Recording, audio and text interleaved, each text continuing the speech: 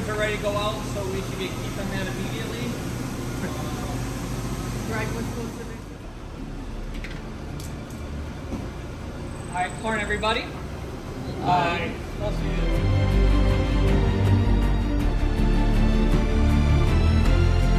Some gauge tubes, this is how we started. Got titanium chambers, the aluminum tube, it's got a nice hard coat on it, an adapter at the end, and our chokes. These will all be honed together at the same time, so there's no steps on the inside. Keeps that pattern absolutely beautiful. So 410, 2820. Yep. We're making the first operation of our chokes. It's made out of a solid piece of titanium. We'll make a bunch of them in this first operation. This can be anything. This can be a skeet, this can be a full. We'll cut the inside, mark it with the knurling, and mark whatever constriction it is.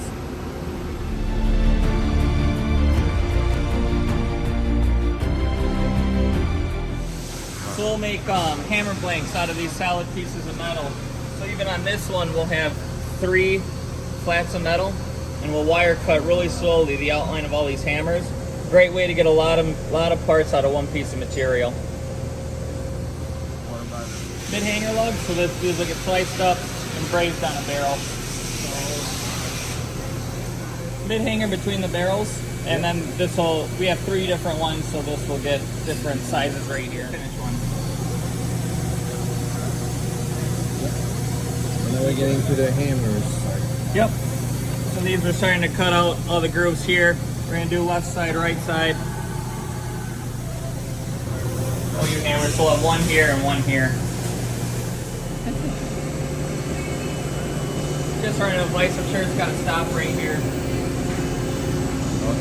Front hangers will get cut here, still get contoured, and we have different sizes of those as well for mostly adjustment on the bottom barrel.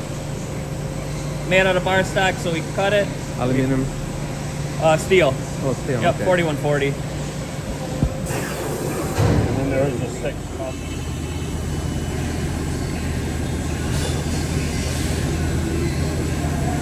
Cut the water table gaps and the roll joint on the receiver as well as the roll joint on the 4-end iron. We actually shape this stone. This is like a 4-end iron, and it'll cut really tight tolerances on the roll joint. Ejectors, so these start off as a blank too. All that's left to cut is the head on these. This is chap peen, heat treated, as tough as they make them.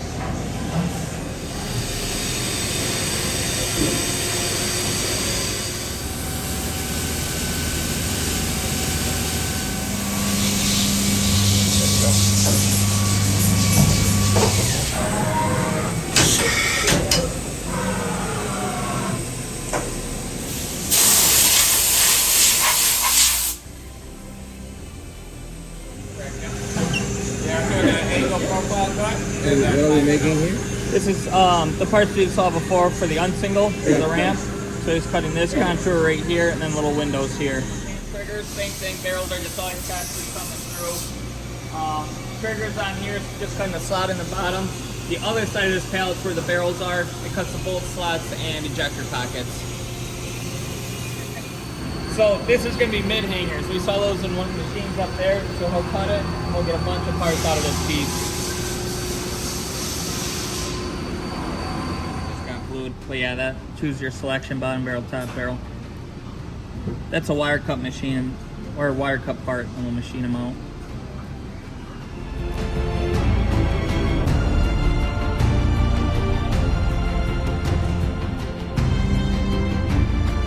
This is how the receivers start. Single piece of bar stock, 4140 chromoly steel, aircraft quality.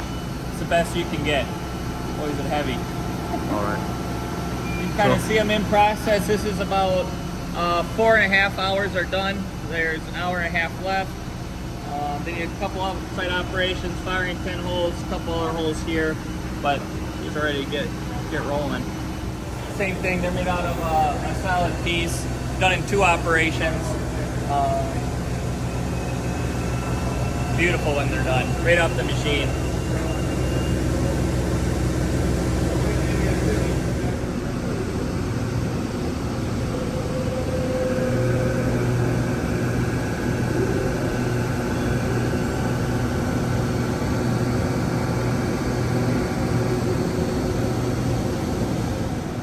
last night we had a solid block here. These are moved to here.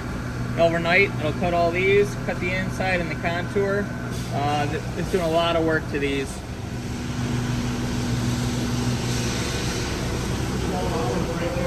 Yeah, 12 hours of machining. 8 model blocks. 8 are done, 8 are halfway through.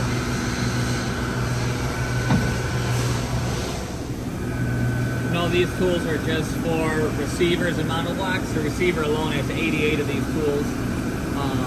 Some of these drills have high pressure coolant coming through them to get the chips out. A lot of specialty cutters. Let's get all the machine lines out of the receivers. There's always some on the top, right here in the mono fade on the inside. A little bit right here.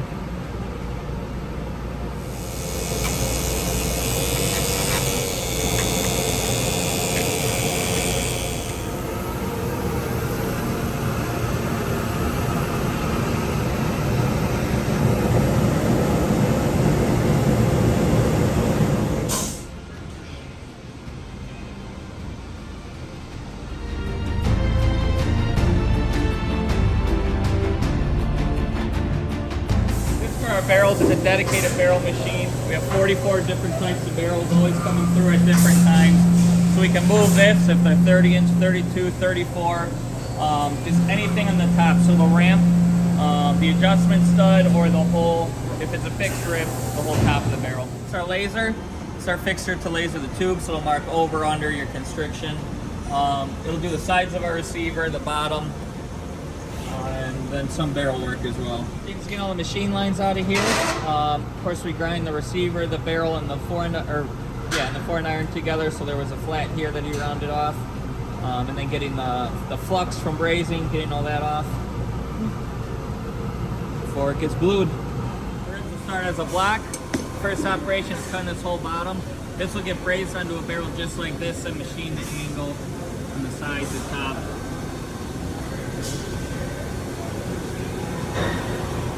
Different ribs for all the different barrels. Yep, you can see we have sub gauge up here, 410, 28. The brazing department, they go back and forth between brazing and CNC. So what they'll do is they'll machine, or they'll braze lugs on, they'll machine the dovetail cut. Much easier to braze and cut it straight than it is to cut it and then braze it straight. You're going to need it moved. They'll put the top posts on all these. Same thing, these will get cut on the sides. They'll cut the angle on the top. This will get brazed to the monoblock. Here's where we indicate the barrels. So we'll put it on here with our little height stand. We'll touch off, top, bottom, and rotate it. Make sure that these are nice and straight all the way down. So we'll take multiple points and make sure these things are straight so they shoot straight. Yep, if they're not straight, put it in there, put a little pressure on. It doesn't take a lot. Just kiss it.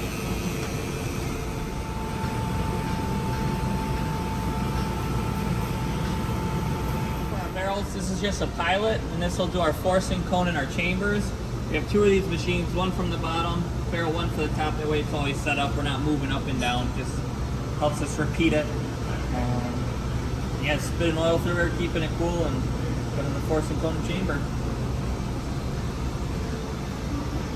Our hone, we have stones on the end of here. We do 2 passes, 1 roughing, 1 finishing. The roughing will take out 20 thousandths, the finishing will take out 5. Just kind of pokes its way through and spinning oil the whole time, keeping it cool. And you know, the beautiful, beautiful mirror finish. We have a pilot as well, and then a reamer. This reams the muzzle end where our chokes go. We'll actually hand tap them. These are over here to get the ejectors fit, so we make sure they're nice and tight. Block there. We'll go back and forth until it's all flushed together to the tolerance we set. And we'll tighten. Fluid department. So it goes hot water, fluid salt, then it goes in oil, and then W2 at the end, which turns the brazing solder from cold to black. 3 of them to dictate point of impact. He's here so it doesn't get any nicks or dings while he's building it.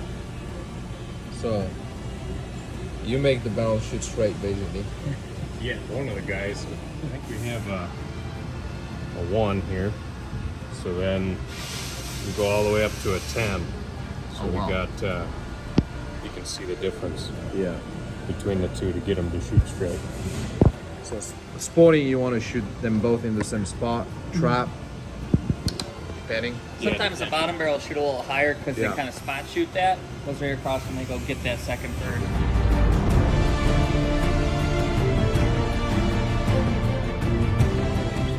Sporting right here is the different inertia block compared to this trap one. This trap one's a little quicker.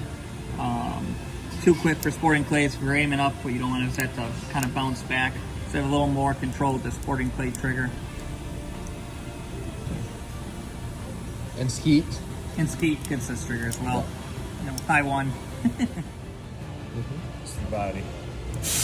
So that paw goes underneath both of your sears, and it rests on the inside notch. Now these ones aren't cut yet, but that notch dictates how quick the selection is, Yep. how smooth it is. So everything needs to be hand polished, otherwise, Yeah. yeah. Very good. Exactly.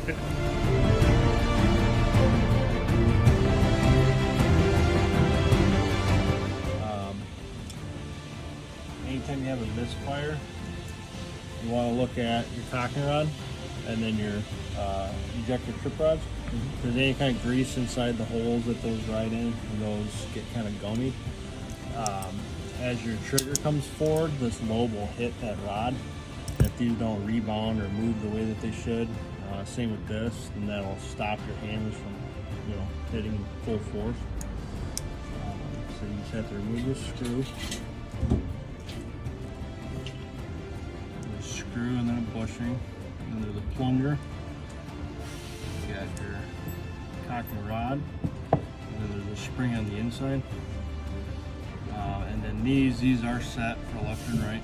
So anytime you take them out, you want to keep them separated. Okay. All you have to do with those is just push them forward, and then they rotate up out of that cut. Yep. Get out. And then they come out like that. There's a little bushing, and then obviously the rod, and then the spring. For both sides. Your hanger's gone.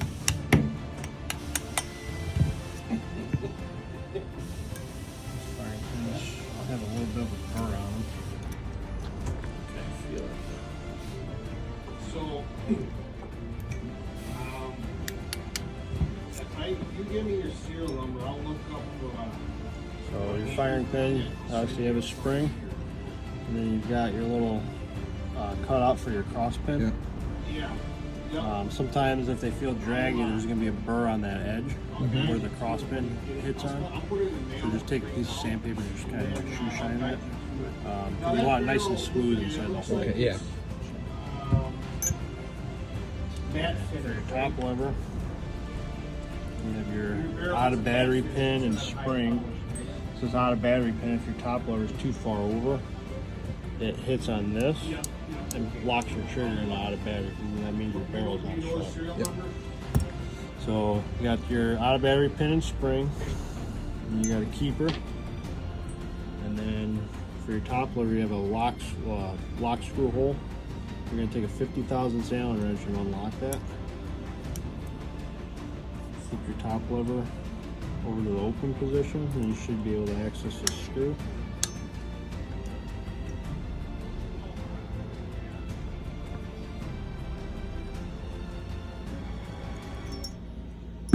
Screw comes out. Flip your top lever back to the closed position. I always take a wrench up underneath the receiver and kind of go in here like that to pry the top lever up. And then you're going to have your trip pull, and then there's a spring on the inside. And then you have your top lever actuator right here. So that comes out to the right. Top lever, or locking bolt comes out. Top lever spring with a plunger on it. And then your trip pin that goes up inside the top of the receiver. Very cool. Yep. Well, only other thing is just your safety, but you don't ever really have to. No, and if you can block it. Yeah. So to lock it, you obviously push it to the fire position, and there's a hole. The rope pin goes through. Yeah, if we can do that. So that's your stripped down receiver. Perfect. So with it coming back to the closed position, like I was telling you, this edge sometimes gets worn over, and you can see it's kind of getting rounded right here. Yeah. So we're gonna set it up in the middle and just cut that edge.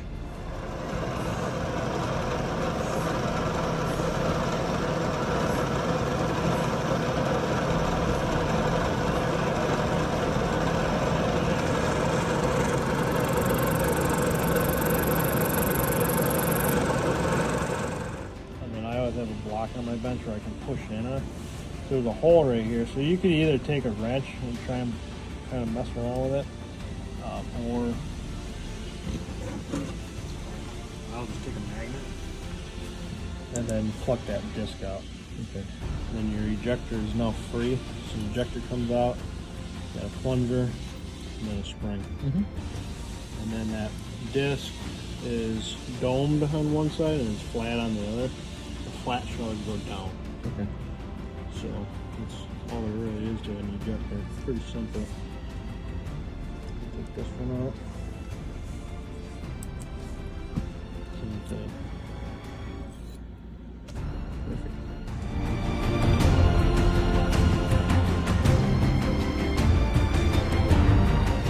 The piece of wood. All right. We'll see.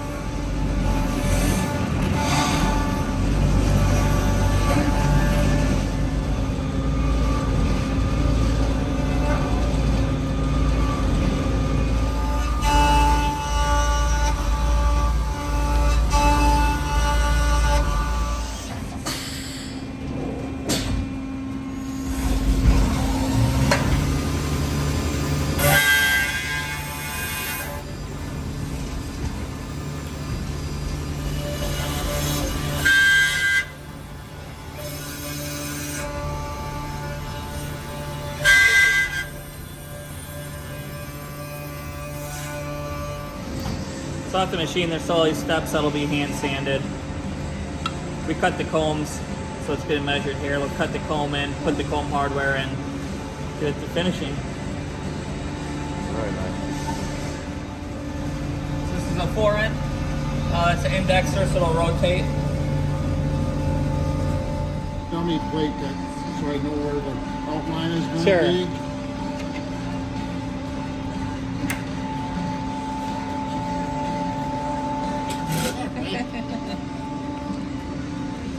Very nice piece of wood.